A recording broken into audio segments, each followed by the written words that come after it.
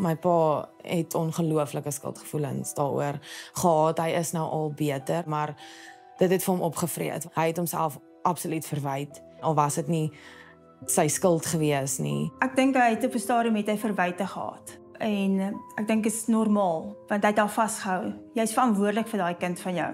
Maar daar's nie eendag wat ek hom sal kwaadlik neem nie. Ek dink is natuurlik om te sê wat het jou besiel of hoekom het jy dit gedoen? Dit is makliker vir my en my ouers om nie daaroor te praat nie. Ek kan sien dat dit baie seer vir hulle veroorsaak en ek wil nie hulle so sien nie. Hulle het nie nodig om so te voel oor iets wat lank al verby is nie. Megan is vir my die voorbeeld om te sê ek het nie nodig om skuldgevoelens te hê nie, want sy leef haar lewe soos sy wil hê. 'n Paar jaar terug het ek skuldig gevoel dat hulle lewe heeltyd om my moes draai, maar ek besef ook hulle het dit uit liefde gedoen. Dit was nie omdat dit vir hulle 'n straf was nie, dit was omdat hulle lief was vir my en my daaroor gehad het. So ek voel nie meer skuldig daaroor nie.